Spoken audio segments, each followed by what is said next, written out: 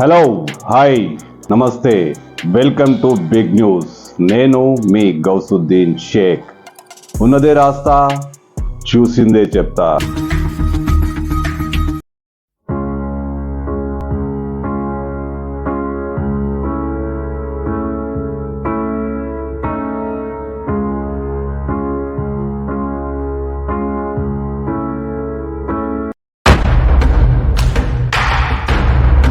Yes, అడవుల్లో అన్నలకు అన్నమే దొరకట్లేదు, తాగేందుకు నీళ్లు దొరకట్లేదు. ఎస్, ఎర్ర సైన్యం పరిస్థితి ఇదే.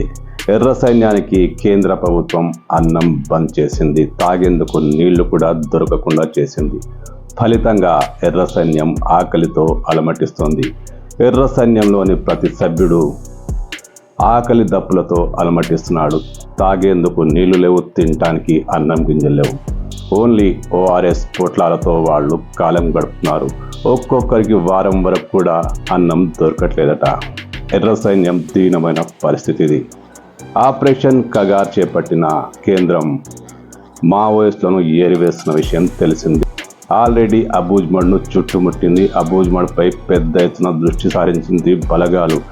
అనేక చోట్ల క్యాంపులు వేసుకొని మరి అన్నల కోసం గాలిస్తున్నాయి. కానీ కేంద్ర బలగాలు ఒక పటిష్టమైన వ్యూహంతో వ్యవహరించి అన్నలకు అన్నం దొరకకుండా చేస్తున్నాయి. ఎస్, అబూజ్మడ్లో అనేక మంది కీలకమైన నేతలు ఇంకా ఉన్నారు.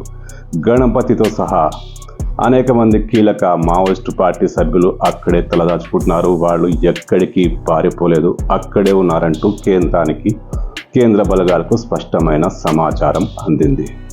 ఇందులో భాగంగానే నక్సల్స్కు ఆహార పానీయాలు దొరకకుండా కట్టుదిట్టమైన ఏర్పాట్లు చేశారు.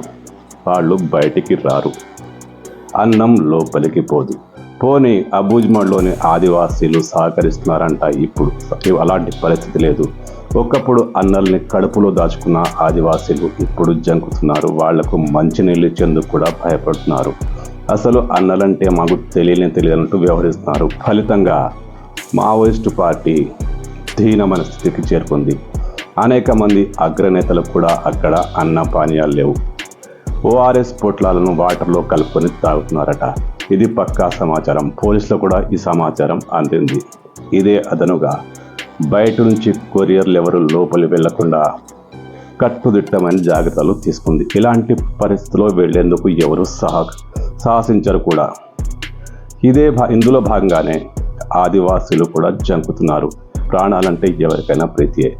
ప్రాణాలు కోల్పోవడం ఎవరికి ఇష్టం ఉండదు. అందుకే అన్నలకు సహకరించడం మానేశారు. ఫలితంగా అన్నలకు ఎలాంటి ఆహార పానీయాలు దొరకట్లేదు. వారాల తరబడి అన్నలు అదే ఎర్ర సైన్యం ఆకలి దప్పులతో అలమటిస్తుందట. ఇటీవల ఎన్కౌంటర్లో మరణించిన పార్టీ చీఫ్ నంబాళ్ళ కేశవరావు కూడా దాదాపు 36 గంటలు ఆహారం నీళ్లు దొరకకుండా ఇబ్బంది పడ్డారట. ఎన్కౌంటర్ జరుగుతున్న సమయంలో సుదీర్ఘమైన ఎన్కౌంటర్ ఇది. పోలీసులకు ఆహార పొట్లాలు, మంచినీళ్లు అన్నీ అందుతున్నాయి. కానీ అక్కడ తలదాచుకున్న నక్సల్స్కు ఏమీ దొరకట్లేదు. 36 గంటల పాటు అన్నపానీయాలు లేకుండా వాళ్ళు ఎన్కౌంటర్లో పాల్గొన్నారట. ఇది మావోయిస్టు పార్టీ తన అధికారిక ప్రకటనలో తెలియజేసింది. అంటే అన్నపానీయాలు పూర్తిగా బంద్. ఎక్కడి నుంచి అన్నం వచ్చే అవకాశాలు లేవు, నీళ్లు కూడా లేవు. అత్యంత దయనీయమైన పరిస్థితిలో మావోయిస్టు పార్టీ ఇప్పుడు కొట్టుమిట్టాడుతోంది. ఒకప్పుడు అబూజ్మడ్ను శాసించిన ఎర్ర సైన్యం, అబూజ్మడ్తో పాటు దండకారణ్యంలో చెలరేగిన ఎర్ర సైన్యం, అక్కడే శాసనాలు నడిపించిన ఎర్ర సైన్యం ఇప్పుడు ఆకలి దప్పులతో అలమటిస్తోంది. వాళ్లకు తాగేందుకు నీళ్లు లేవు, తినేందుకు అన్నం లేదు. కనీసం ఎండు గింజలు కూడా దొరకట్లేదట. అడవుల్లో దొరికిన దుప్పులు అలమలతో వాళ్ళు ఆకలి తీర్చుకునే ప్రయత్నం చేస్తున్నా ఇది బాగా ఎండలు మండే కాలం కాబట్టి నక్సల్స్కు చాలా ఇబ్బందికరమైన పరిస్థితి ఏర్పడిందట.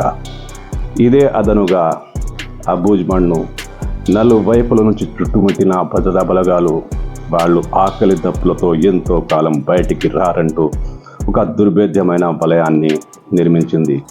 నక్సల్స్ ఎంతకాలం ఆకలితో ఉంటారు, ఖచ్చితంగా బయటికి వస్తారు. బయటకు వచ్చినప్పుడు ఏసేద్దామన్న మూడ్లో భద్రతా బలగాలు ఉన్నాయి. ఇది జరుగుతోంది కూడా. నంబాల కేశవరావు ఇలాగని పార్టీ నంబాల కేశవరావును కోల్పోయింది. ఇంకా చాలామంది అగ్రనేతలు అబుజ్మడ్లో ఉన్నారు. వాళ్ళకి వైద్య సహాయం అందట్లేదు. చాలామందికి బీపీ షుగర్ వంటి సమస్యలు ఉన్నాయి. వాళ్ళకి మందులు దొరకట్లేదు. ఆదివాసీలు ఎలాగూ సహకరించట్లేదు. ఇలాంటి సమయంలో ఎర్ర సైన్యం ఏం చేయబోతోంది?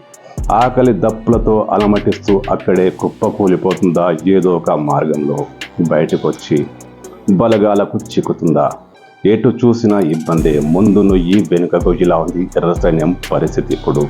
ఎర్ర సైన్యం ఆకలితో అలమటిస్తోంది.